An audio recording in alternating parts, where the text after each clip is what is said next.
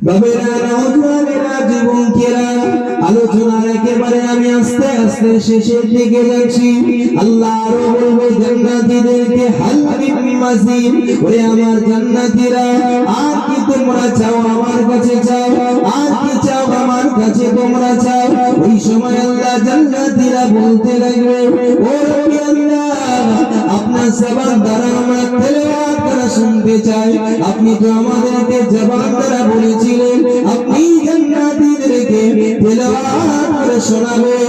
আমার আল্লাহ রব্বুল আলামিন আল্লাহ বলতে লাগবে, ওরে আমার জান্নাতী বান্দা বান্দীরা, তোমাদেরকে আমি আল্লাহ মেহমানদারি করার জন্য, তোমাদেরকে আমি আল্লাহ মেহমানদারি করার জন্য, তোমাদের জন্য একটা মজলিস আমি আল্লাহ বানাবো। এমন একটা জায়গায় আল্লাহ আমার আপনার জন্য মেহমানদারি করবে।